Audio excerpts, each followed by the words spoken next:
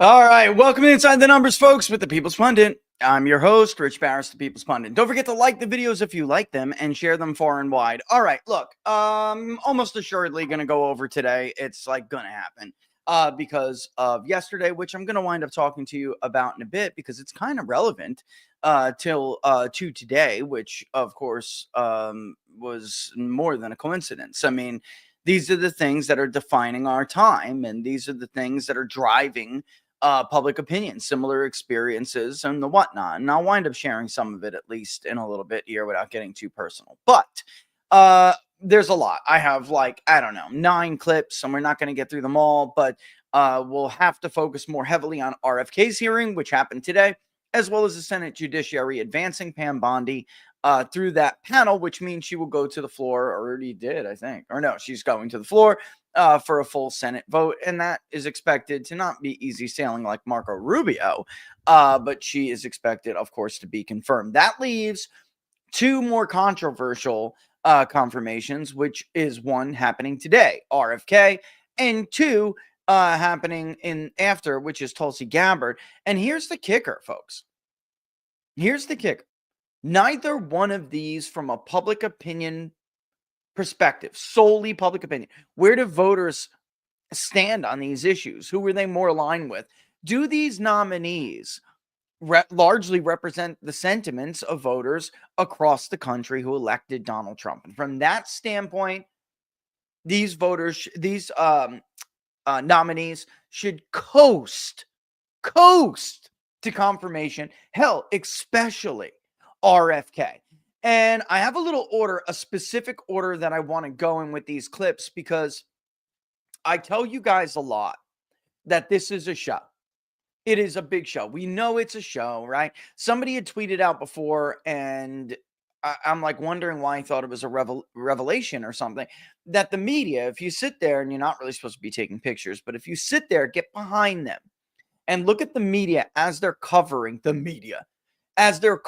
these events, you will see them on WordPress, where they're going to submit what they write, right? Because a lot of these websites are driven by WordPress now, even some of the biggest, right? They're sitting behind their, laptop, and they're on their WordPress, and their headline is written before the confirmation hearing is done. And they're just thinking about quotes that they could grab real quick. They got the tape rolling, and they'll go back and they'll fill in the blanks later to make it specific to the headline that they already wrote. It's all a show. The senators know what they're going to say. Their staff has put it together. They've leaked it to the media. They know the angles that the Democrats are going to come at them with, and they've already pre-written these stories. So no matter what today, RFK was going to be a nutcase conspiracy theorist instead of somebody who, well, I'll let you decide. But the bottom line is we have some polling data on this that we're going to bring to you. And this was very pivotal. I thought it needed a flashback when I did Jack Posobiec last week, and we talked about it a little bit last week. But I feel it's very important that everybody understands why I think the Democrats went off the rails again. After a day, maybe 2 days of being on point with the hiring, with the spending freeze, all right, which Trump rescinded the executive order to the office of the OMB, right? Well, I mean, look, we'll get into that later, and I kind of am sticking around to see where they go with this. But really, really quickly, just because I've gotten a million text messages from non-political people, I'm going to briefly explain how a cut is defined in Washington, D.C. All right. And they were on point for this for like 24 to 36 hours. And now they're all over the place again. They made, I don't even think we're going to have time for that clip, but yeah, Mark Warner's office make an embarrassing mistake with their research about RFK's presidential campaign, still fundraising off of vaccines. It's just, of course, that entity no longer exists in the state that it was before the election. So it's just an embarrassing, stupid mistake. But remember, these are mediocre people with a lot of money and a lot of influence only because they have allies in the state and the media. But it doesn't make them smart. It doesn't make them competent. it doesn't make them effective. If all of their political stars are not lining up with the formula they use to persuade people in this country, the whole thing falls apart. Then it fell apart again. It didn't even make it 72 hours before it fell apart. All right. So Mark Warner brings up something stupid because he doesn't do the research. He doesn't even know what he's talking about. He's given a sheet of paper. So was the media, by the way. And they were all going to just read off this sheet. I mean, that's how the news is written. That's how Democrats' examination is written. All right. And yeah, so, I don't want to give away too much here without getting right into it. But he was always going to come across as they're trying to paint him today. The question is whether or not the Republican Party is sufficiently informed on where the public is, where their own base is, and whether or not enough pressure is put on them to outweigh the pressure that Jack and I told you was coming with this nomination in particular from K Street, from Big Pharma. You cannot turn on Fox News, CNN, MSNBC, or any of them without hearing 1 to 2 Big Pharma commercials every single break. Big media cannot operate without Big Pharma. And the same has sadly come true of Capitol Hill, where, especially after the pandemic, it exploded. Pfizer hired the largest numbers of lobbyists on K Street, period. All right. So if you thought foreign governments were represented, if you thought, the military industrial complex was represented, Big Pharma rivals them all. And this we're going to get to in a specific order, like I said, because we're going to get to what it is they really are after and what it is they really want to protect and why it is they're so threatened by RFK. And as has been the case with the 24 election and every other nomination before, the fight, putting aside all of the show, the fight is really about whether or not DC, the public, can bend DC to their will. And what is that will? In this case, MAHA, Make America Healthy Again, they don't want America to be healthy. They want America to be sick. Their business is treating the sick. The government organizations that are supposed to protect you have been failing you forever. And American voters know that. American voters know that the single most influential guy who could have prevented OxyContin from being on the market with the promise that it was less addictive took a bribe and 6 months later ended up at Purdue. He did not protect you. Did he have a reckoning? Was he ever held accountable? No. So fundamentally, what's going on here is Americans want a change, and they want a big change. And the establishment, whatever you want to call it, the state and their party, I mean, they are the Democratic Party. However, the voters' challenge is that a large part of the Republican Party is also corrupted by these people who are preventing change. And sadly, that corruption is most prevalent in the U.S. Senate. All right. So we have a clip from one senator in particular who is everybody's watching. Not with this nomination, with every nomination. He had to be forced to do the right thing on Pete XF. Which maybe I'll tell the story tonight on Battleground if I don't get to it today. By the way, that's 5 p.m. Obviously, Wednesdays, Savage Wednesdays are live at 5. Battleground live at 5. All right, let's get to the show. And I picked this clip because I felt like it was the biggest show, right? This is the biggest part of the show. This is what all of the mediaites were waiting for. This is the exchange they were all sitting on. This is what everyone, you will see this clip tonight everywhere because this is what they want it to be about. All right. So let's bring up Senator Ron Wyden. All right. This guy, by the way, before we get into this guy used to be somebody. Used to be or at least he proposed that he was used to be a liberal, and while most like a classical liberal, and while most of them ended up being big government liberals, which betrays the very value of classical liberalism, but while they did, it was out of this like very idealistic and naive view that government could be a referee. They could play a positive role between corporations, big, powerful, bad corporations, and the public. And where the little guy wasn't protected, Uncle Sam can do that protecting. The problem inherently with that theory or with that worldview is that it's naive. And what always happens is this sort of, what RFK, by the way, aptly described on Tucker before Tucker was removed from Fox News, is this kind of soft socialism for all of the ruling class and even many of the wannabe elites, right? This very soft socialism for the rich, where it's kind of cushy, and this brutal form of fascism for the rest of us.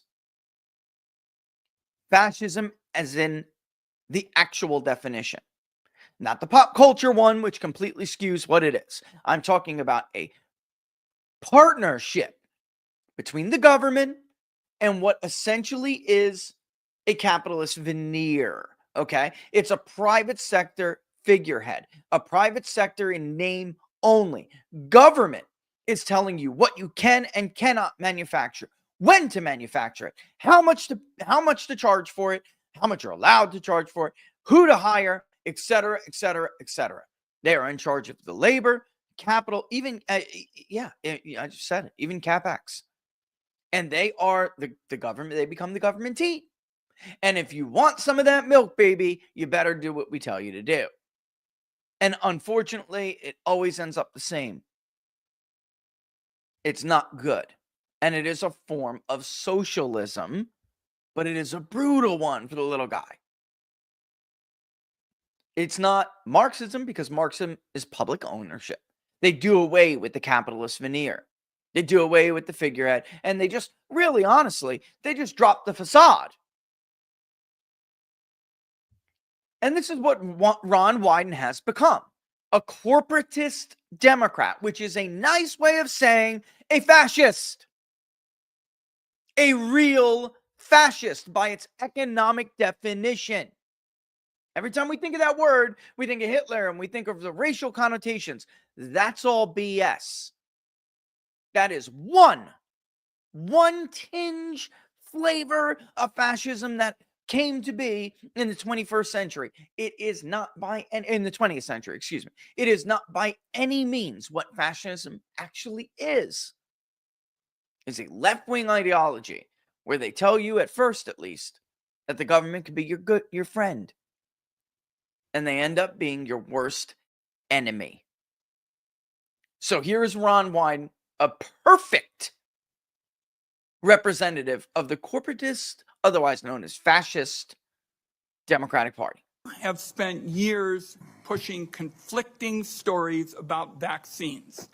You say one thing, and then you say another. In your testimony today under oath, you denied that you were anti-vaccine. But during a podcast interview in July of 2023, you said, quote, "No vaccine is safe and effective." Now, Robert and I did a What Are the Odds where we actually addressed this, cited that podcast, and talked about whether or not how it was being reported was actually true. Okay. Yes, Robert Kennedy spent many years being a skeptic and doing something you're not allowed to do anymore, which is question whether or not drug companies get kid glove treatment, folks. Do government officials, whether it's through bribery or promise of a payday later because they're going to get a cushy job in that field when they resign, which they inevitably do, so they take their pension with them in many cases, and then go make fat bucks in the private sector telling them how to navigate through government bureaucracy. It's a nice little scam if you're one of them. And you are not allowed to question that scam. And if you do, you are a conspiracy theorist. You're an anti-vaxxer. In your testimony today, in order to prove you're not anti-vax, you note that all your kids are vaccinated. But in a podcast in 2020, you said, and I quote, you would do anything, pay anything to go back in time and not vaccinate your kids. Mr. Kennedy, all of these things cannot be true. So, are you lying to Congress today when you say you are pro-vaccine? Or did you lie on all those podcasts? We have all of this on tape, by the way. Yeah, I'm sure you do. And all the edited tape that Robert and I went over and had to expand that very day. All right, but notice the flagrant use of the word lying, which is something that is not only looked down upon or frowned upon in DC when everyone other than Donald Trump is the president of the United States, it is disallowed.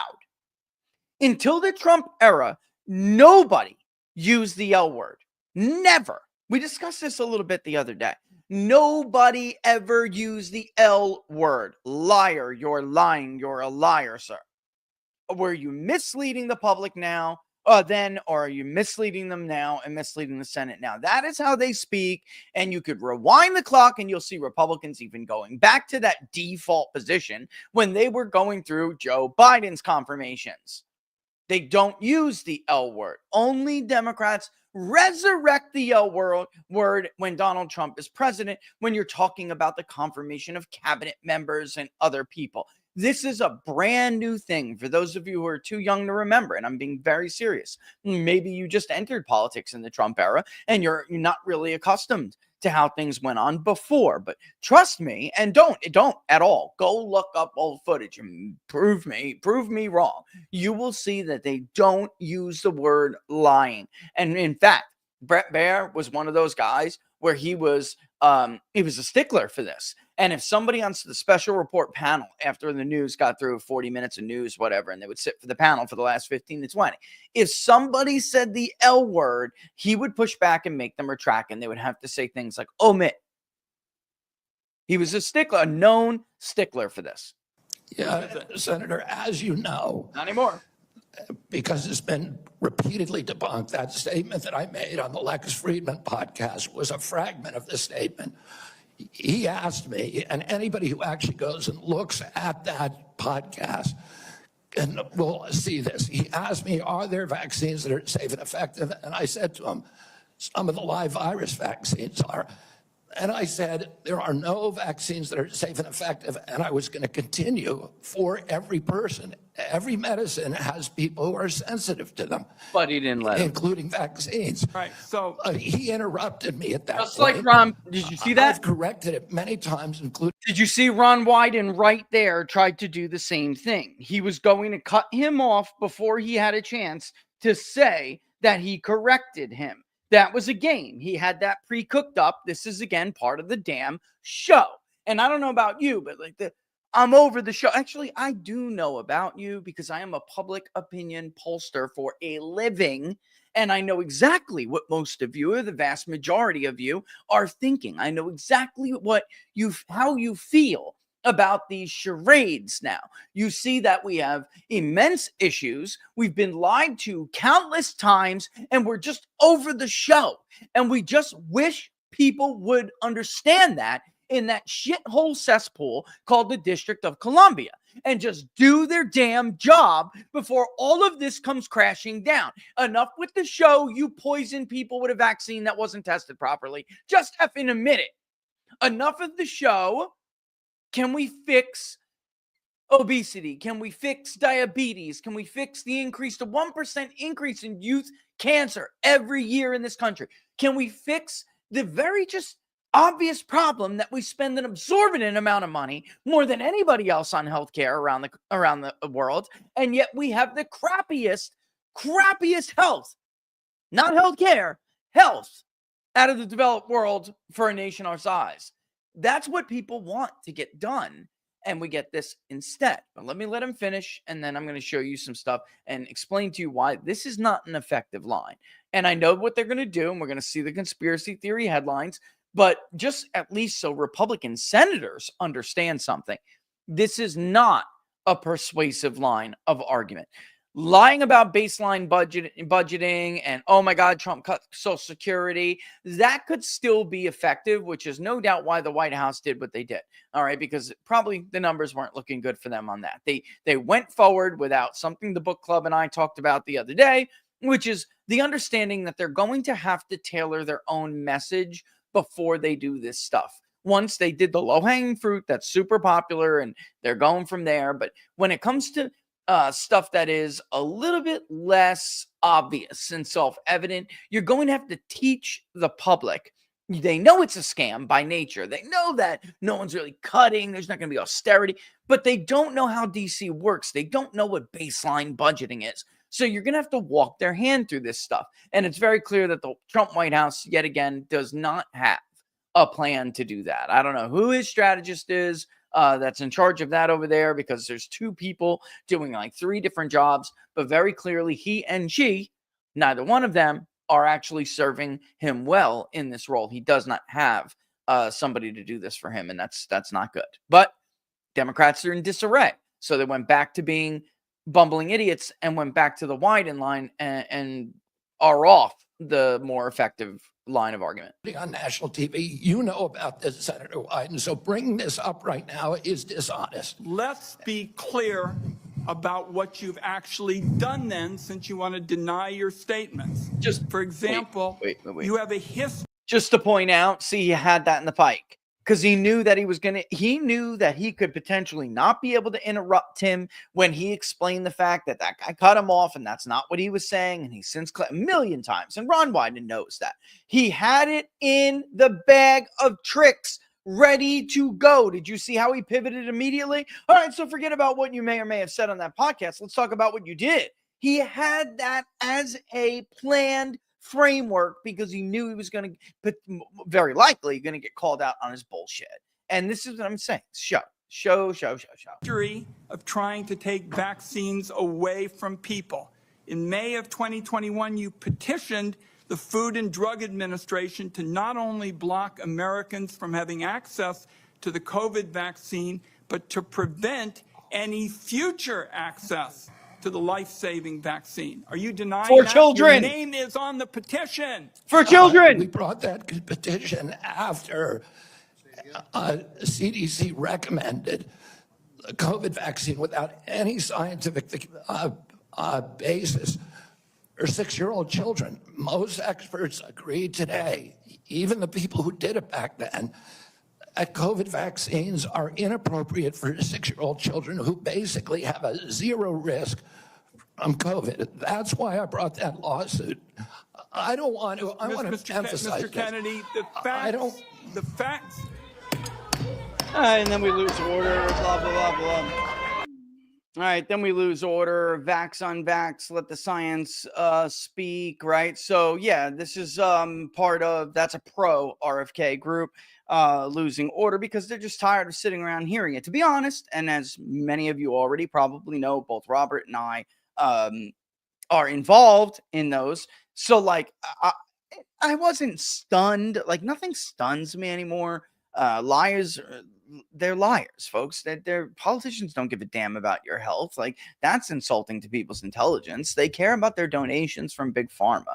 Like, they don't give two you-know-whats about your health at all. So the fact that he omitted that was for children, young children, not even as high, by the way, is when we conducted the research, it showed that it was even higher. It was like, don't force a kid to get a vaccine to attend school or to do this, to do that. And the recommendation should not be there since children do not have as much of a risk of COVID, when they get COVID, than an unknown risk at the time back in 2021, an unknown risk that may be presented to them by the vaccine. One we're going to talk about in a little bit. And it's not just kids, by the way, because if you've been with me for a while, you remember probably a lot of this research and even some stuff that we made public. There is without a doubt, which was later confirmed by actual studies, but we just simply asked people who took the vaccine.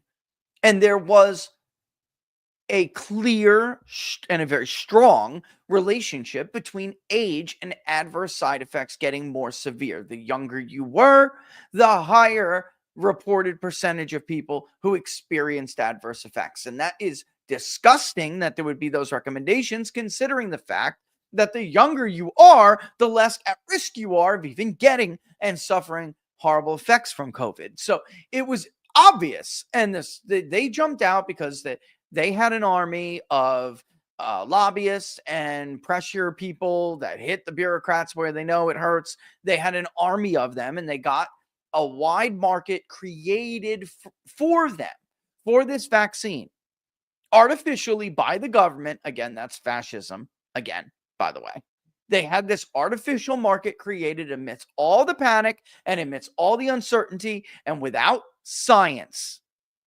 And here's Ron Wyden just pretending like here's Kennedy trying to take vaccines away from everybody. He wasn't trying to take vaccines away from anyone. He was trying to remove the recommendation for children who are not at risk and are more at risk if they take the damn jab, is what that data showed. All right. And let me just put this up before we move on. We're talking about conspiracy theories. If these are conspiracy theories, then this is why the Democrats have a real problem. Okay. This is the percentage of people. Oh, wait, wrong one. Getting ahead of myself. Hold up. Down below is actually further below, I believe. Okay. All right. So a couple of questions here we want to look at. Have you or anyone close to you suffered serious adverse consequences from the COVID-19 vaccine, such as loss of employment? 22.3%.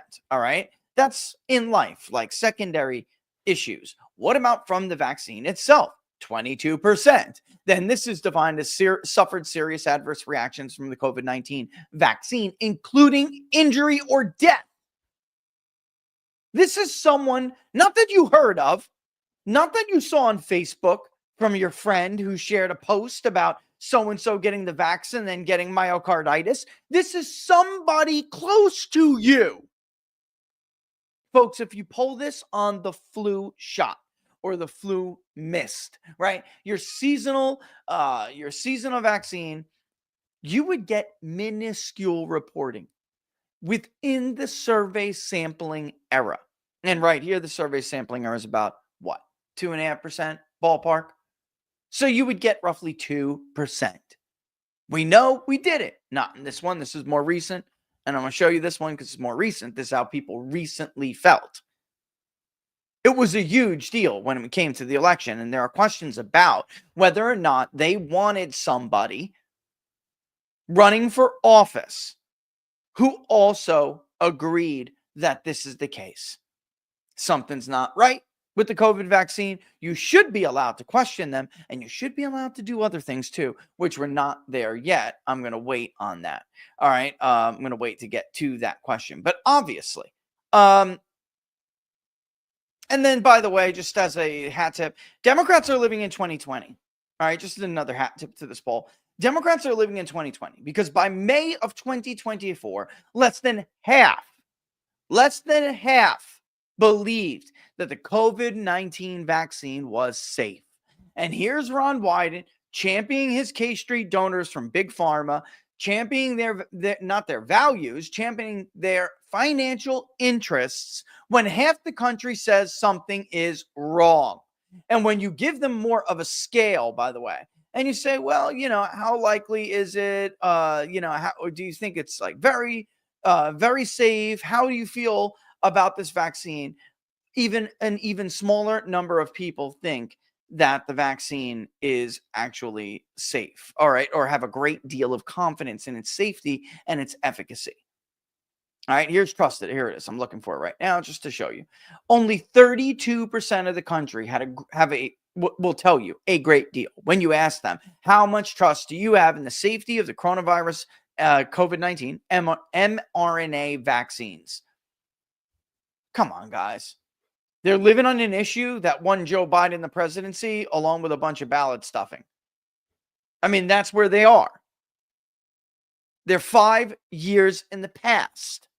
They kind of remind me of Republicans who kept arguing about security at home after 9/11 when it was like obvious. They remind me of John McCain.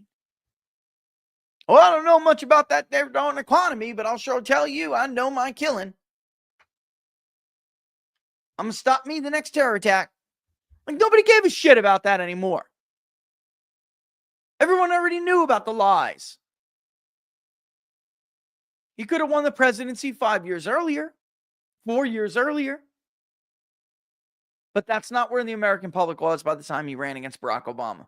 And by the way, even without the financial crisis, it still wouldn't have been. Too much stuff had been uncovered. Too many lies were known to have been told. All right, so let's go to this next clip because this is like speaks to this whole entire conspiracy theorist thing. It's already 2:33, my God, and I'm supposed to be taking a break, but I will after this video. I'm not going to right away. And of course, it's coming from somebody whose vote does matter right now. I'm not sure if you will after the Republican primary. We'll have to see about that. But mind you, he's obviously thinking about that very thing right now. So of course I'm talking about North Carolina Senator Tom Tillis. Here is his exchange and his this gives us a pretty good indication. I know that RFK met with a lot of Republican senators. He did very well with them. They were very taken back by him and charmed by him and put at ease by him. And early counts did suggest that he did have the votes. But you know how this goes. Story gets leaked here, story gets leaked there. They almost sidetracked, they almost derailed Pete Hegseth. So nothing can be taken for granted when you have two senators just completely bought and paid off. And you can't afford to lose any more than one more.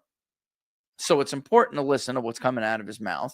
And if it doesn't look like it's the right thing or suitable to what his state wants or what the voters nationally, overall want, then you have to lay the pressure on him because believe me, he hears it.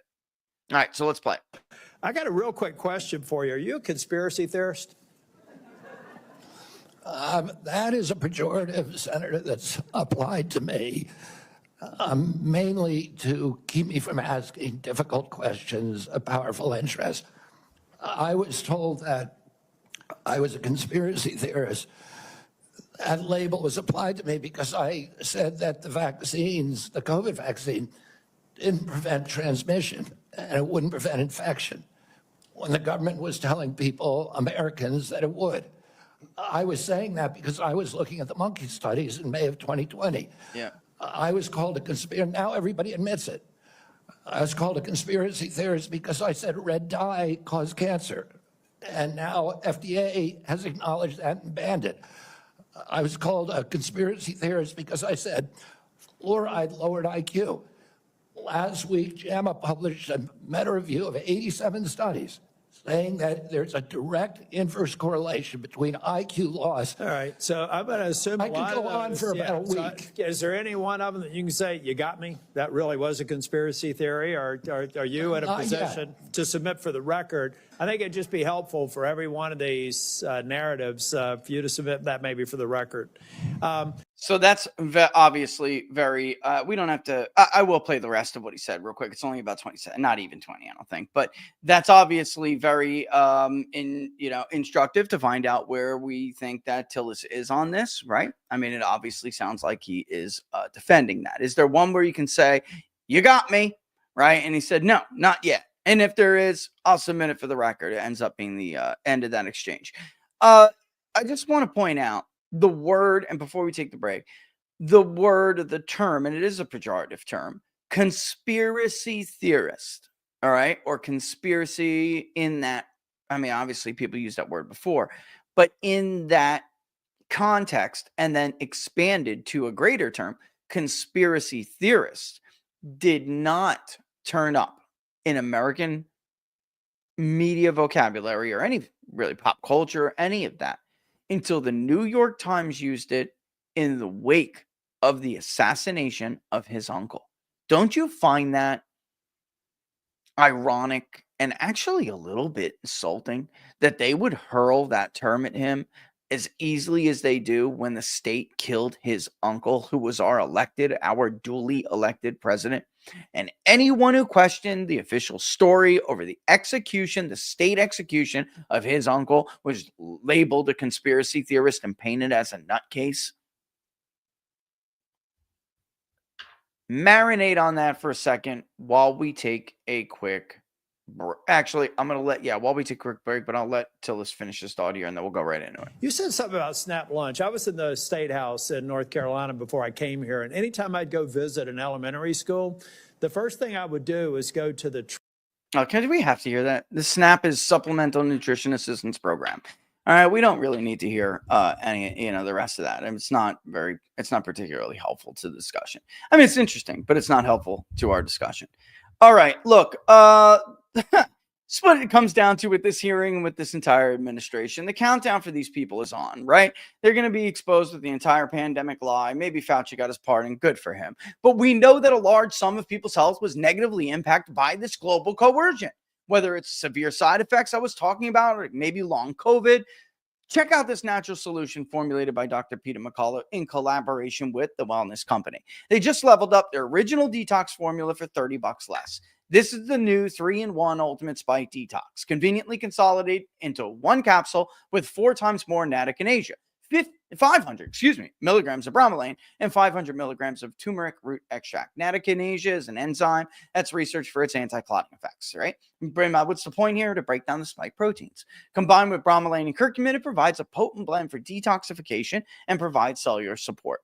It is crafted, unlike Big Pharma, with 100% natural ingredients.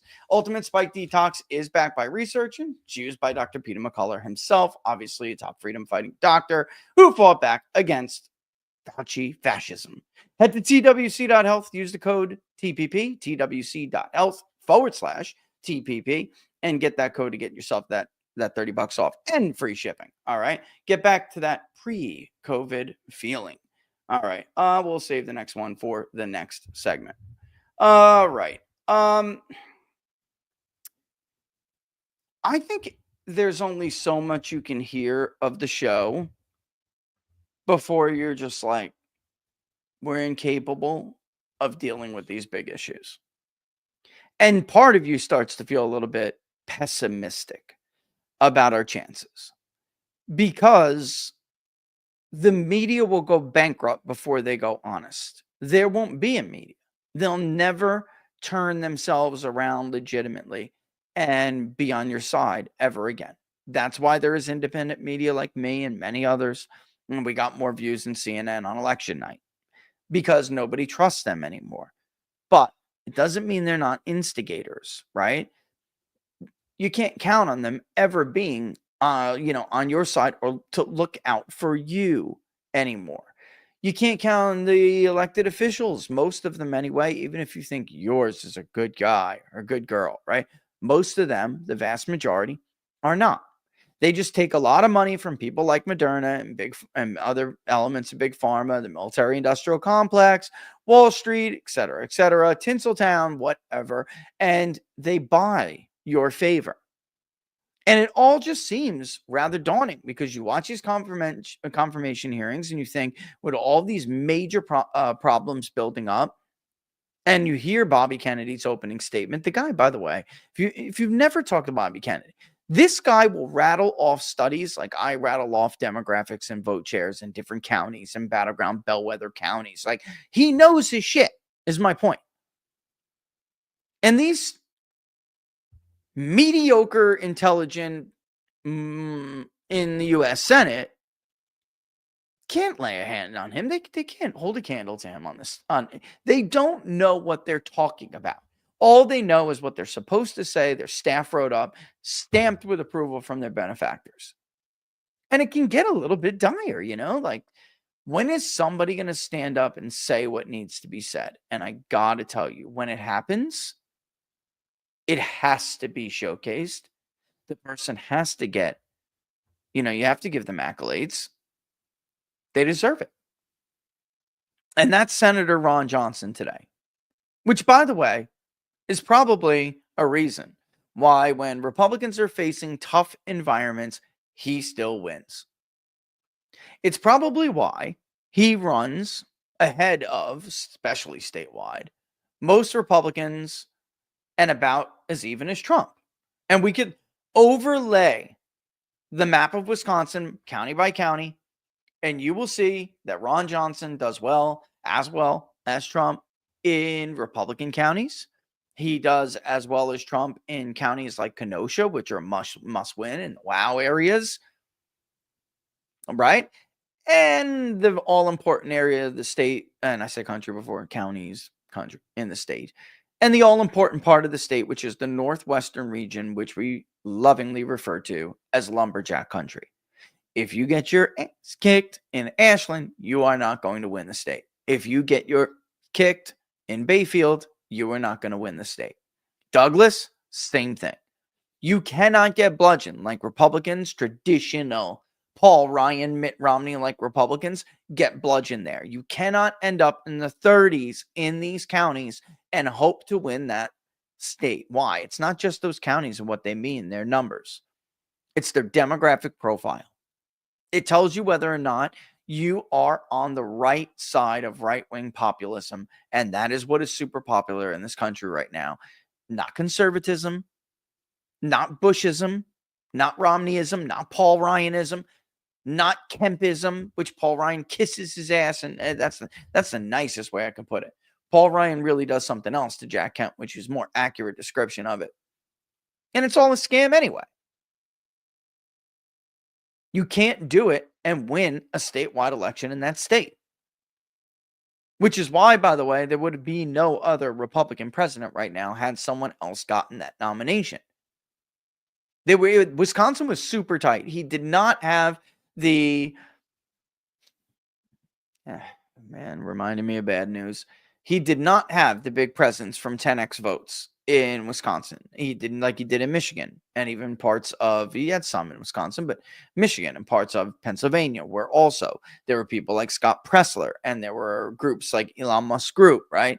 And Elon Musk Group went a lot of places, but it was spread thin. So when you had a state like Michigan, where there was a competent group, and which overlaid with efforts with Elon's, then you saw some really big movement, right?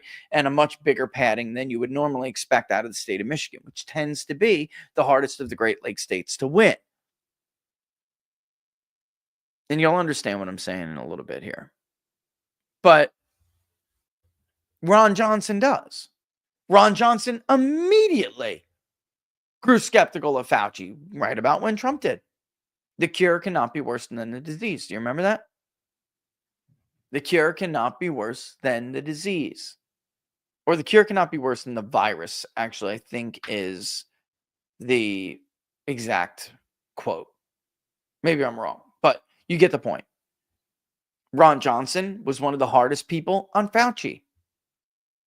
So here he is winning the typical Republican vote, but also doing better among some of those hard to crack populists in the Midwest. And often they'll just vote for a Democrat. Not with Ron Johnson, and here is why.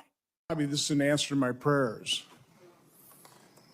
We need to get to the answers of this, but even more, we need to heal and unify this divided nation. I'm not necessarily the most optimistic guy because we've got enormous challenges facing this nation, but I thought, wow, amen. Here's somebody from the left, somebody I don't agree with on many issues politically, coming together with President Trump and focusing on an area of agreement, something that the American people desperately want. Yeah, it's a no-brainer. It's a no-brainer. Finding out the answers. What has caused autism? What is causing chronic illness?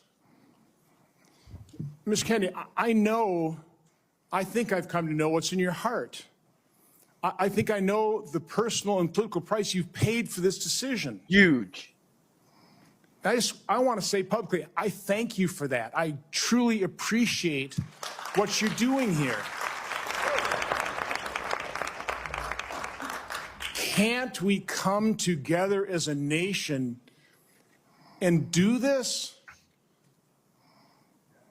Can we do? Aren't you getting tired of this? I'm getting tired of this. Yep. So again, Ms. Kennedy, I need to enter in the record.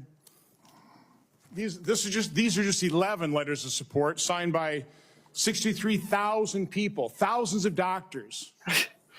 From the American Association of American Physicians and Surgeons, Independent Medical Alliance, the North Carolina Physicians and Freedom Group, Governor Jeff Landry from Louisiana. These are Americans, nonpartisan. A lot of these people, I know because I've advocated with you. A lot of them are Democrats. They put their political differences aside. So, Mr. Chairman, I'd like to enter this in the record. Without objection. So there it is. I mean, we don't have to get any more into that. Oh, well, there actually are 2 other clips that I do want to play. But why did I pick that? Because that's what I'm talking about on the cover of the episode, folks. That's Ron Johnson invoking the American voter sentiment right now. There has to be a point when we reach such a consensus. There has to be a point when the show stops. Stop acting. Enough. And if it's not on war, even though there's a huge one there, if it's not on immigration, and the president's got to do that by executive action because they're just paralyzed by politics. If it's not on voter reforms or something supported by 80% of the public, like voter ID, then damn it, let it be about our health and the health of our kids. If it's too late for some of us because we have a disgusting society.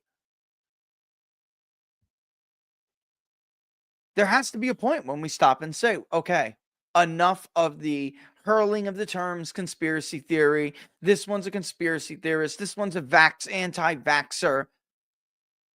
Why is the COVID-19 vaccine causing so many problems? Enough of this crap. Why aren't we allowed to sue them? Which we'll revisit in a second. If it's perfect. If it's so safe and so effective.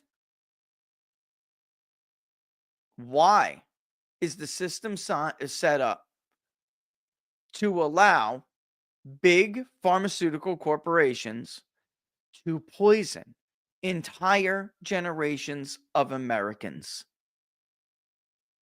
And you can call it what you want. We could talk about the opioid crisis and their role in that. We can talk about Fauci. This guy, talk about accolades. This guy gets accolade after accolade for his work on AIDS.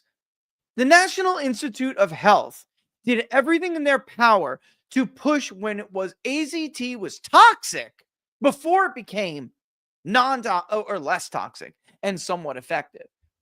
They tried to take non-toxic drugs and treatments out of the hands of the sick who contracted HIV, made it illegal, made everyone's life a miserable hell,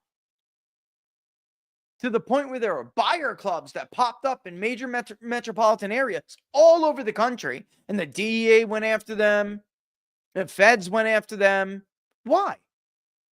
Because the Faucis of the world and his bureaucratic friends were picking up the phone, calling the bureaucrats with police state power, and having them shut down the competitors of their friends, even though their friends were poisoning people and people were dying. They didn't give a shit.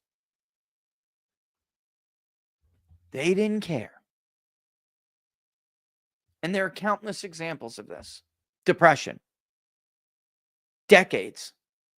I don't know. Did you grow up in the 80s and 90s?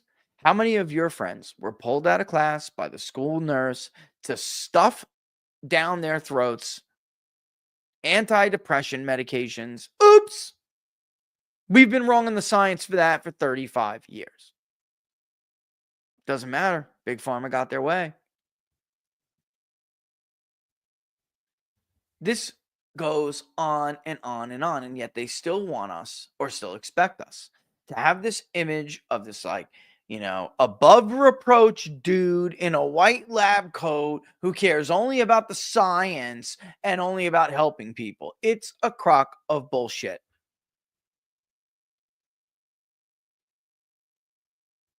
We're not allowed to study the effects of anything that's the new fad. Doesn't matter what we find out it has or whatever property it contains that ends up detrimental to our health. We find out 10 years later. The pharmaceuticals that end up in our water supply, not only poisoning us, but the environment around us.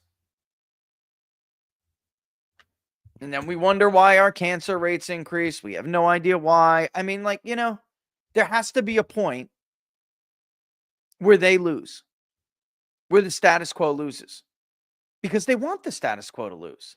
The American public elected this guy to nominate in his cabinet people like Robert Kennedy, whose supporters played an enormous role in getting Donald Trump elected. Watch this. All right. So here is the question of, oh, right. I would have to cross it, but here are Kennedy voters, or people who are considering voting for Kennedy. Okay. Load up, load up, load up. All right. Partisans are going to do what partisans do, right? But here you have, among those who said yes, obviously a huge, huge number of people who came from Bobby Kennedy's coalition that said that they shared little in common with either party. When you cross-tabulate it, you will see many of these people also said, I want the next president to make it so drug companies can be sued. I want to be able to buy food from a farmer, a source, without the government telling me I need permission to do it, because I know what they're doing. They're keeping me away from people who have healthier stuff from me and trying to force me to buy poison shit from their friends. I don't think the mRNA vaccine is either particularly effective or safe. All of these people, huge numbers I never expected. I remember thinking when we did this is going to be a fringe group of people. So fringe, in fact, that it's not even going to be statistically significant. Like, I told Robert Barnes, brother, I think you're wasting your money. I did. And he was like, you let me worry about that. You do the research. Not only was he right, but the number, I think, was more significant than he expected and ended up giving Donald Trump an opportunity to win over part of what is a broad coalition. If you just look at party, okay, let's go to party and let's look at a question such as, has anyone in your family suffered, right? You see some Republicans with a little bit more than Democrats on this issue, but they're both reporting at very high levels. Republicans and Democrats, they're reporting at very high levels, knowing someone close to them who suffered either injury or death, or if it was the case of them, suffered a severe injury. This is everyone.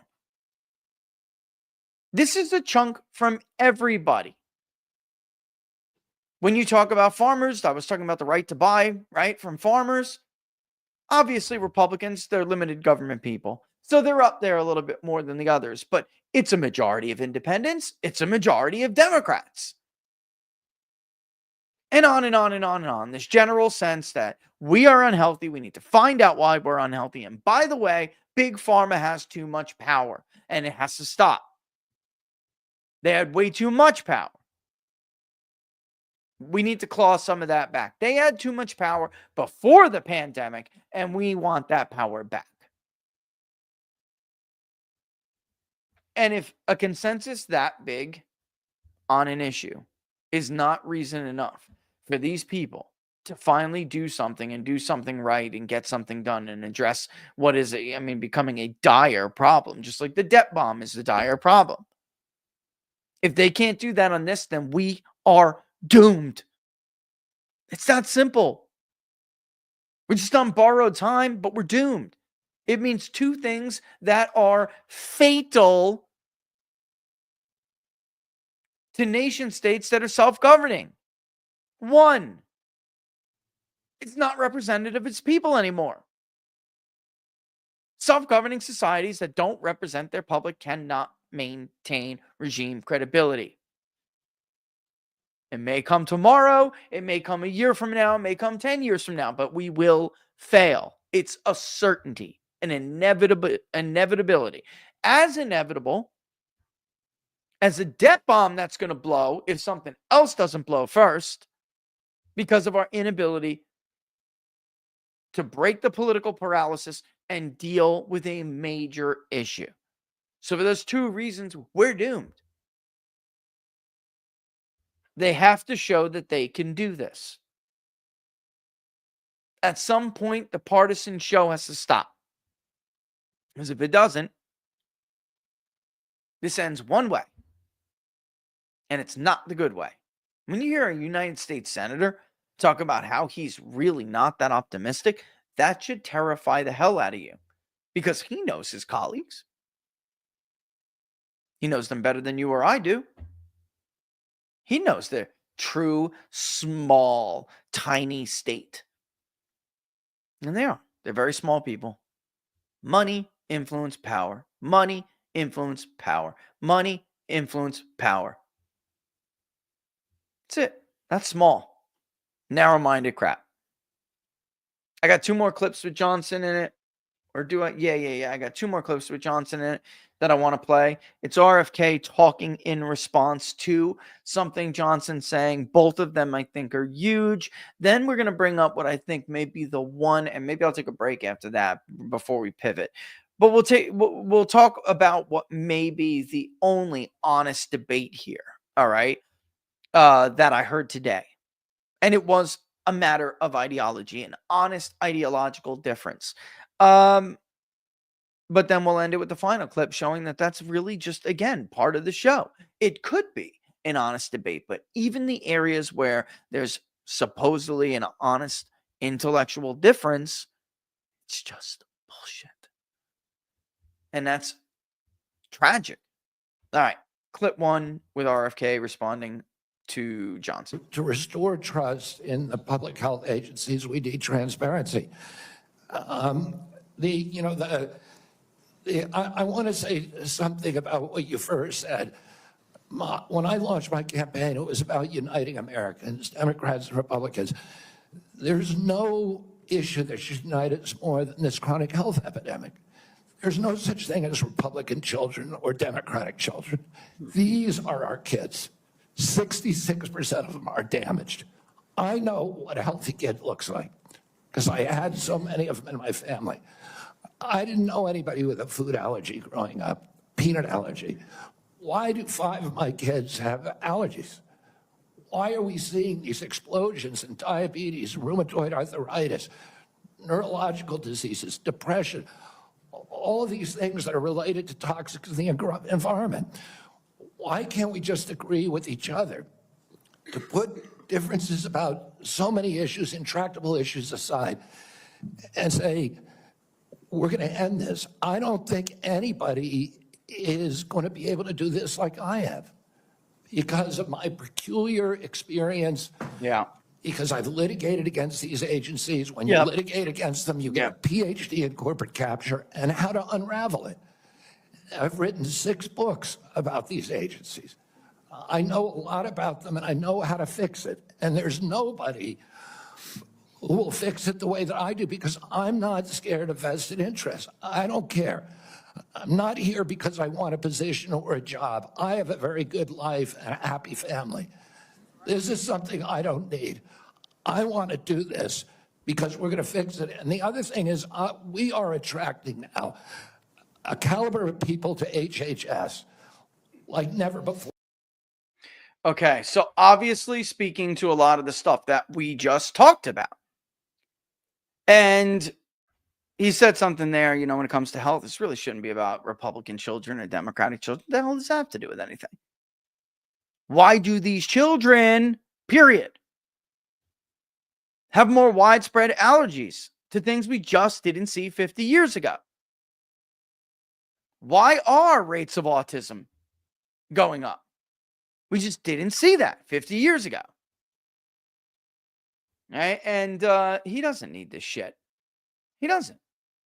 That's honestly, like, I don't know what part about that isn't so important to so many people on the left in the media.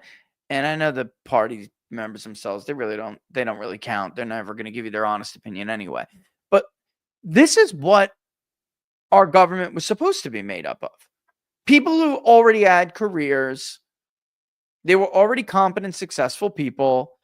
They didn't aspire to be a senator.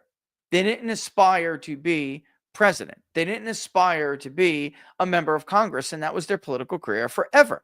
They had talents. They had experience. And guess what else they had? Independence. That's why I don't begrudge wealth. I don't begrudge the wealthy, or at least the stable, from running for office. We don't want them owing everyone and their mother. I don't want Robert Kennedy to get into HHS and have communications with Big Pharma, who then throw, have you thought, Bobby, about what you're going to do when you get out of HHS? Here's my card. Give me a call. We all know what that means. Again, that piece of shit who was supposed to be conducting oversight over Purdue Pharma spent the next 9 months with his fat ass in their company pool, drinking cocktails, living the good life, staring at Hooters. Nobody ever wants to say the truth. Nobody ever wants to say the reality. It's a government bureaucrat. We're all human beings. All susceptible to it. All of us. Shouldn't we want the people who are less? And shouldn't we want the entire system to be less conducive to poking, to less conducive to those tactics? Of course. That's why we're in this perpetual state of decline, which hurts you physically. Your quality of life may look like it's going up, but it's not. It's a hologram, man. All right, second clip before we take the last break and then get into the last part of this. The political spectrum. And all these Democrats are opposed to me for partisan issues. They used to be my friends. Agreed with me on all the environmental issues that I've been working on for my whole career. Now they're against me because anything that President Trump does, any decision he makes, has to be lampooned, derided, discredited, marginalized, vilified. We need to move on. Senator. Yeah, I mean, there's a big part. That's a big truth here to this whole thing. There was nothing wrong with Trump's withdrawal plan from Afghanistan. They just had to be the anti-Trump. 13 service member died, and we got to watch all those Afghanis falling from the sky. Because they'd rather hold on to the wing of a plane they know they can't freaking hang on to the entire flight than be left there with that shady-ass exit plan. Everyone knows why the immigration system is broken. Everybody knew when Joe Biden destroyed the Keystone XL pipeline with the stroke of a pen, that energy would go up. Everybody knew it.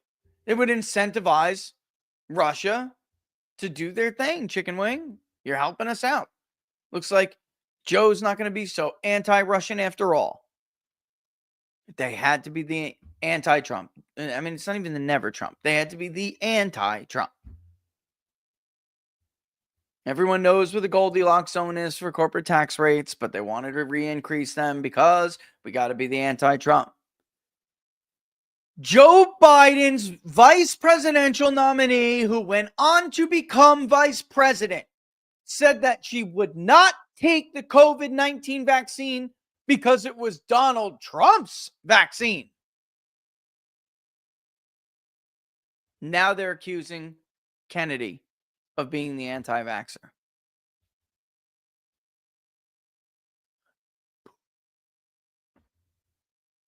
It's a good point.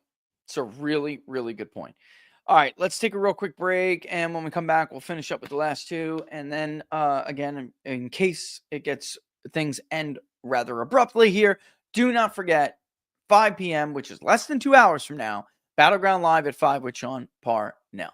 All right, let's take a real quick break. All right, look, folks, if you've ever thought about further diversifying your portfolio or just try and protect your wealth, and you're thinking about gold and silver, you should definitely give the folks over at Freedom Gold a call. We've had them on before. You guys know them. You're familiar with their faces, obviously. And many of you, of course, have called them. So you know what I say right now is true. This is not a hard sell operation. These guys really do care that you have enough information that when you make whatever decision you do, you're confident in that decision. Also, there are loads of other reasons to give Freedom Gold a call, of course, which is all the great deals. You know, they have minimum buy-in that you just don't see anywhere else, right? So and that's for you guys and you guys only. So 50 grand with this company, 20 grand with that company, minimum buy-in of 10 grand with this company. Even Freedom Gold typically is $5 grand, but it isn't for you, right? And even if you do take advantage of that deal and you open a new gold or silver IRA, you'll still get a $500 credit, which is just incredible. Or actually, it's not even a credit. You will get $500 in free silver, which is insane, right? If you give them a buzz or you open an account, you also get thrown in a prize pool. Somebody's going to win some free silver. By the way, Laura, we just got to get those names. If we're not going to do that interview, we got to get the names. I mean, if you won, you know you won, but I like announcing them so you guys know people actually won. Of course, that's part of the deal. And that, of course, there are many more others that you may qualify for. So head on over to freedomgoldusa.com/rich. That's freedomgoldusa.com/rich and see what other deals you may qualify for. Maybe something else better suits you, right? Or you could give them a call with the numbers on the screen and in the description, as is the website address. But this is also just for us. It's still fun when you say, hey, the People's Pundit sent me, right? 888-279-3592. 888-279-3592. Best thing also about all transactions of Freedom Gold, it's physical, and you get free shipping and insurance on every order, which is even on those crazy generous ones we just brought up. All right, here's the one question I thought today that was reflect, because I was like, let me see if I can find an example of when Democrats were honest, right? Or even a Republican who maybe sounded like they might oppose RFK. Is there something I can tell that's perhaps an example of an honest disagreement? Now, mind you, that is not the criteria for voting against a member of a president's cabinet. The only criteria is whether or not they've done something that disqualifies them, or that they're not, if they're qualified, they're qualified. And he is eminently qualified. But if he wasn't, then what would that be? And did they do something that was disqualifying, like take a bribe or something? Folks, that's it. Because you disagree with the policy position of a nominee does not make that nominee unqualified, and it is not a credible criteria to vote against the confirmation of that nominee. I think sometimes we lose that. When we lose sight of it, sure as hell Fox News isn't going to point it out. CNN's not going to point it out. CBS, NBC, MSNBC, CNN, blah, blah, blah, blah, blah, blah, blah. The Washington Post, the New York Times, the rest of the slimes, none of them are going to point this out. Unless, of course, it's a Democratic nominee. Then they'll remind us every day during confirmation hearings that that's all that disqualifies a nominee. Something that would be disqualifying, for example, would be something that is antithetical to the way our system of government runs. Okay? So, for instance, Lloyd Austin, as I've pointed out in the past, being against civilian control of the U.S. military as a practice would make him unqualified to be the Secretary of Defense. Forget his resume. Forget what it says on his damn DD 214. I don't care about his career. He holds a position philosophically that is antithetical to the way that our government works, which is why you always hear, Democrats drone on and on about, would you carry out illegal orders? Because that is disqualifying. Lloyd Austin absolutely held a disqualifying point of view and he sailed on through. And then he cared so little about what you think, and the administration cared so little about what you think, and the media cared so little about what you think. They routinely broke laws when there was something wrong with his health, which is likely cancer, right? At that time, everyone kind of knew. And he was in the hospital, even thought to be on his deathbed, which is not okay. You're not allowed to know that. I mean, you're not allowed to remain in that position if you're in that state, and the American public has got to be made aware of it. Nobody cared. Let them slide on one, they'll slide on the rest of it. That's perfectly predictable. This is a guy who doesn't believe in civilian control of the military. Why the hell would he think that you deserve to, hear the truth of his physical condition and his health condition? Even if it's a law. All right. Anyway, I tried to find an example of where this could be at least considered an honest debate, even if it doesn't make it disqualifying. And that came from Bend Over Bernie Sanders of Vermont, the socialist senator from Vermont. Senator, I can't give you a yes or no question. Oh, wait, whoa. What happened there? We missed the question. Hold on, let's go back and pause it. Sometimes that happens. It queues up and it takes the first couple of seconds. Senator, I can't give you a yes or no question. I cut it. I guess I cut it. Sorry. Okay, so he asked Robert Kennedy whether or not Kennedy believes that healthcare is a fundamental right. And then we'll start from there. Sorry about that. My fault. I must have clipped it like 10 seconds too late or something. Senator, I can't give you a yes or no answer to that question. Healthcare a human right? Is healthcare a human right? In the way that free speech is a human right, Yeah. I would say it's different, because with free speech doesn't cost anybody anything, but in healthcare, if you smoke cigarettes for 20 years and you get cancer, you are now taking from the pool. Well, and so are you guaranteed the same right, or is there also a duty? I'm sorry. I'd love to talk for an hour with you. We got a few minutes left here. I just want to say that I think that's honest. That was like an honest thing. Like he said, because he doesn't have that much time. But I really do think that Bernie Sanders would sit there and love to have this debate back and forth, like a legitimate intellectual debate about whether or not healthcare is a human right or not, right? But he just doesn't have that time. So we wanted a simple yes or no. And I also don't think that he was expecting such an articulate response from Kennedy, and it threw him off his game a little bit. All right. Every other country on earth says healthcare, whether you're poor or rich, young or old, is a human right. I'm not hearing you say that. All right. You've talked about the drug companies. All right, let's stop that for a second. That's it. That's all I care about. Because I don't believe Bernie when he talks about holding drug companies accountable. He's been there for Democrats and his corporate shills every step of the way. That's why we call him Bend Over Bernie over here. He's not real. He's fake. His commitment to the cause is completely fake. You give Bernie another boat, another house, and he will bend over for you faster than a $5 whore in Bangkok. He's disgusting. He should be ashamed more than most, because at least they never claimed to be anything else, right? Bernie claimed to be the people's champion, and at the end of the day, he's a political whore like the rest of them. All right. So this idea, is it a human right? Funny thing is, he runs into this trouble and he doesn't want to have this conversation with Bobby, because Bobby says, if you smoke for 40 years and then you get sick, you're taken from you're a bad member of the collective, baby. You're a bad member. You've been a bad member of the collective, and you're going to hurt the collective. So we can't give you it for that reason alone, which is not the typical right-wing answer. I will give you the typical right-wing answer in a second, but it's one that Bernie is not used to hearing. Bernie is accustomed to hearing the typical right-wing answer, which is different. All right. Secondly, he brings up the other countries thing. And because he wasn't prepared for that answer, he had to stop the exchange back and forth, because, of course, he fell into Robert Kennedy's trap, which is that exactly, Senator, where have you been since I've been saying we spend the most on healthcare of any of the nations you're talking about, and yet we have unhealthy people. They're not in a position like we're in. They have the luxury that we do not. Okay?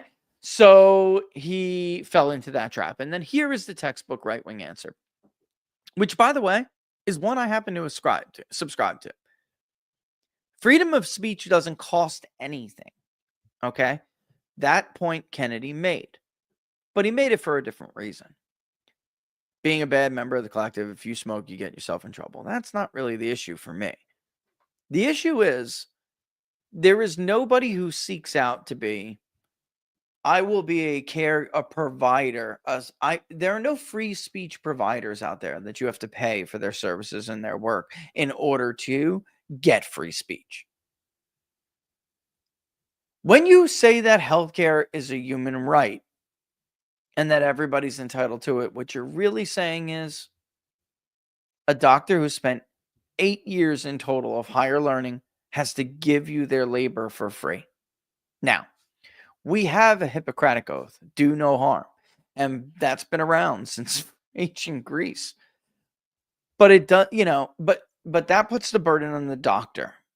Do no harm can sometimes mean you can't not provide somebody care because they don't have the maximum amount of money that you're looking for to get it.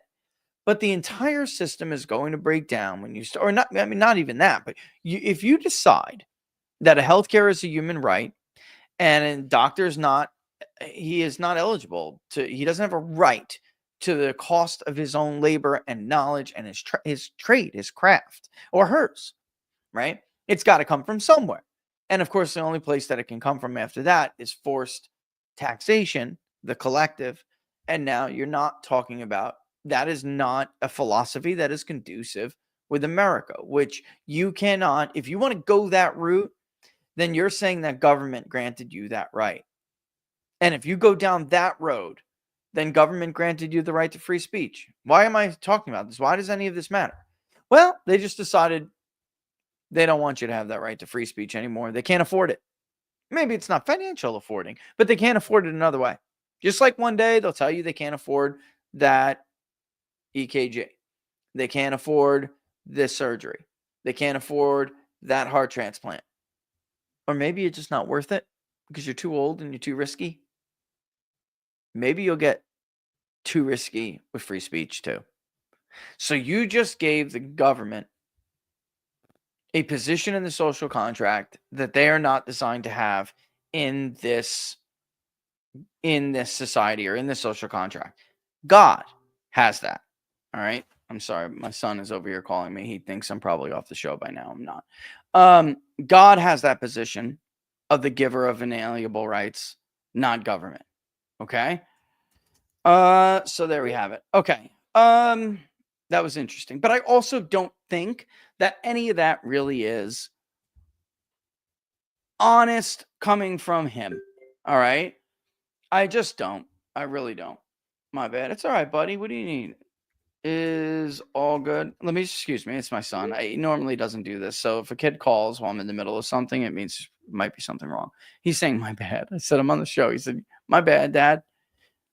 You're good, son. All right.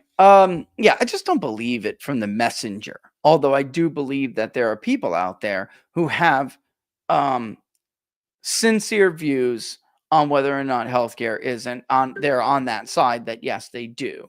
And then putting that aside again, ultimately it doesn't matter, and it was a waste of time. It was, and I know a lot of leftists don't want to hear that because even if Bobby Kennedy disagreed with the premise or the argument that healthcare is a human right, based on the textbook right-wing answer I just gave, right? That doesn't qualify as a legitimate reason to vote against him. That is not the criteria for U.S. senators when they are deciding whether or not to confirm a presidential appointment to the cabinet. Sorry, but that's a fact. And we can make up excuses all we want. Hell, I just listened to two Republican women do it last week. They tried to contort and twist their logic into something that fits the criteria, and it didn't. And of course, I'm talking about the nomination of Pete Hegseth. But that doesn't mean we shouldn't force them by political pressure to do their damn job and do it the way the design of our Constitution intends them to do it. They don't get just make this crap up willy-nilly, folks. Well, or at least they have been able to, and it's high time we stop them. All right, so let me go to the last clip here, which is an absolute what? You're telling me you found this on the bus? I found it on the bus and I asked like if This may be somebody's. This is a Kennedy $50, Yeah. 1974. I'm sorry, folks, but like He said, "I'm sorry, folks." but like I was He looking on the found bus, this on I his picked it bus. up. I said, "Is this anyone's?" No one. You responded asked to them me. if it was No somebody's. no one responded. All to right, me. this is what I want you to do. What is it? Wednesday? For the rest of this week, I want you to bring this in your pocket in school or somewhere you know will not get lost. And I want you to ask people when the bus is full whether or not they lost a Kennedy $50. Is it that special? Look, currency's made of garbage nowadays. This is a Kennedy $50. Feel how heavy it is? I did. Now go pick up a quarter and it'll feel like paper. That's because of what, coins contain silver back then. Well, I mean, a lot of That's like a legit currency piece right there. a lot of people on my bus are druggies. And like, Oh, well then, I'm sorry to hear that. But listen, even if they are druggies, it's their right to buy a Nick bag with a $50 if that's what it was for. Just tell them they're 450 short.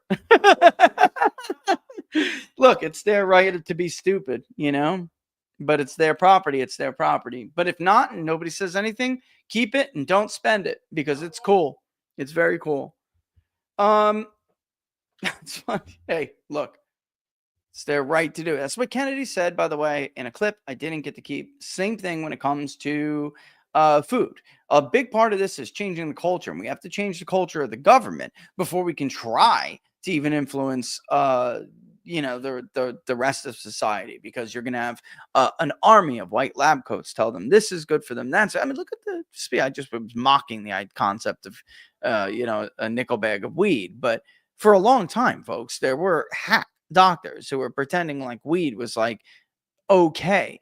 I don't mean for the treatment of chronic pain or cancer. I'm talking about okay. And of course, it's not, especially not for young kids. I don't know what's going on with Chicago's. I just got some kind of message about Chicago's Inspector General. I don't know. I'd have to look at it. All right. Last clip, what it's all about right here, and then why Democrats are on very shaky ground. Right. So we're going to come full circle here, right? From the beginning of the show to the final clip, and then some polling data, which I already kind of showed you. But we're going to remind everybody that what she is effectively saying is one of the most unpopular things or unpopular positions that you could take. And to do it during a confirmation hearing is a real good way to stamp that on your party.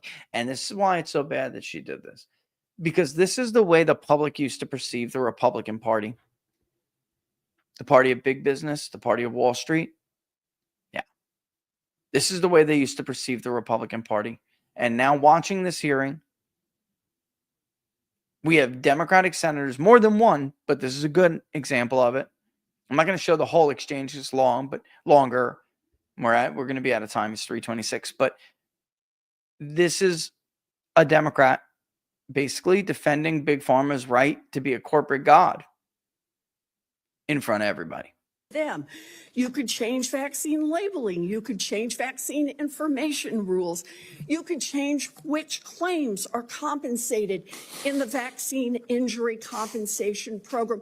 You gotta love that Bobby just blew his nose in the middle of her talking. You have got to love that. He just right in the middle of her begging him to drop his position on the basically what is the right to sue vaccine manufacturers, Big Pharma, for their vaccines if they hurt someone. She basically says, why do you have to go that route? There's so many other things we can do other than sue them. Please don't sue them, Bobby. Please don't sue them. This is a scam artist who once passed the Consumer Protection Bureau. All right. She established, look at fake Pocahontas and her high cheekbones. She established with an act that she introduced the Consumer Protection Bureau, which actually was just an idea. And then he kind of just waved it into existence. But she did have a bill. That's where it all did come from. It just was, it didn't have a snowball's chance in hell So Obama kind of waved it in before it got approved. But in any event, what a total fraud, right? That woman cares about protecting the consumer from big government and big business about as much as she has Cherokee DNA running through her veins. There's a lot of ways that you can influence those future lawsuits and pending lawsuits while you are Secretary of HHS. Bottom line, that's not what the public wants. The public cannot believe that we do not have the right to sue manufacturing companies, drug companies, when their vaccines cause injuries. Please tell us whether you agree or disagree with each of the following stated positions. And there were a number of different things, obviously, we tested here. This is specifically the language is as follows. Drug companies should not be immune from suit if their vaccine causes injury. Strongly agree, 49.3. Somewhat agree, 25.1. For a grand total of about 3/4 of the entire freaking country believing that we should be able to sue drug companies when their vaccines hurt people. Every single age not only has a majority, but has a big majority. Super seniors are damn near 80%. They are just below 80%. I mean, seniors overall, sorry, are just below 80%. 18 to 29-year-olds are over 60, 30 to 44 are over that. And that's only because 18 to 29-year-olds tend to be more independent, and independents tend to be more undecided. You will get from repeat groups of people larger numbers of unsure, no opinions, undecideds, I don't know, prefer not to say, things like that. You'll get responses like that from these overlapping groups more than you will get them from anybody else. Moderates, independents, young people, right? They all, or actually it's even someone else, third party people, right? They tend to give more undecided answers, but it doesn't mean they have this any more likely than not to hold that position, right? And there, by the way, is Sean pinging me for the link for 5, which is only an hour and a half away. So to wrap this up, it's obvious. It doesn't matter what age you are. It doesn't matter what gender you are. It doesn't matter what race you are. And it sure as hell does not matter what party or even ideology you are. You believe that drug companies should be sued if their vaccines cause injuries. And the same goes for drugs. We've done that too. We did that in the past when it came to even opiates.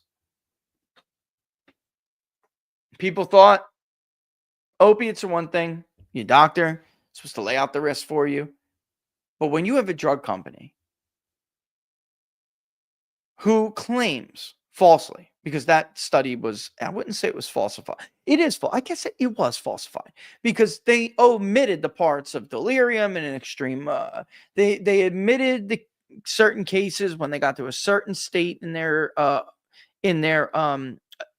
physical dependence. Wasn't even really addiction labeled like that, but physical dependence on the drug, where they suffered from severe symptoms of delusion and vomiting and long periods of shaking and fatigue and other flu-like symptoms that are hyped up on steroids that go along with opiate withdrawal.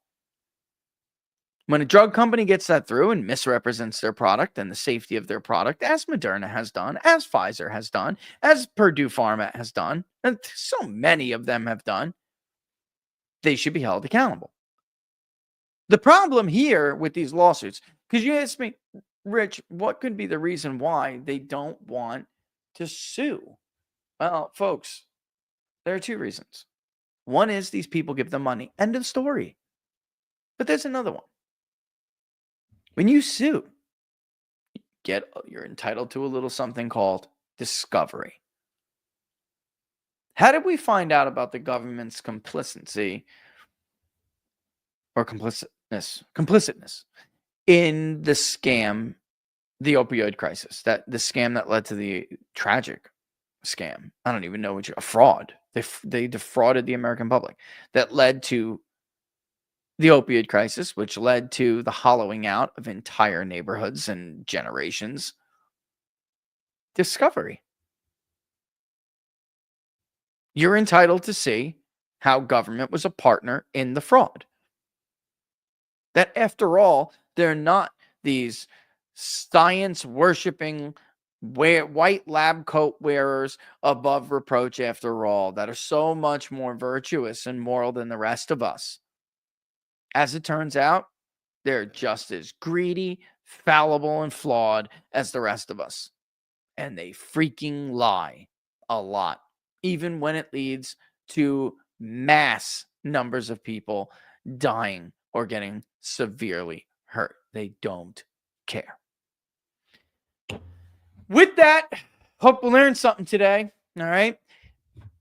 Very, very important for the Trump administration, his agenda for RFK to make it through. Very important. I know I said that about Pete Hegseth too, but the truth is it's all true. It's all true. There's only one way the president can carry out his agenda, an agenda the American public elected him to carry out.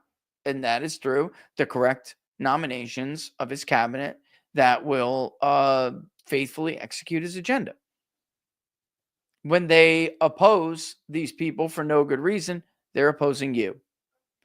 When they vote no on these people, they're failing to acknowledge your sovereignty. That's what it means. All right. Scott, if they shoot RFK down, what does Trump do? Does he cut ties or make him like a vaccine czar? I think the question deserves to be answered if and when he's shot down. As of right now, I don't think that you should even talk like that. He's got to get through. That's that simple. No other outcome should be acceptable if you are a member of the 75, 80% that we just showed over and over again. Because I'll rest assured, folks, you may have some things where you're like, oh, you know, maybe Bobby is a little bit off on some of these issues. If you were up for the nomination, they'd paint you the same way. Because that's the system we have. All right. All right. It's 3:35.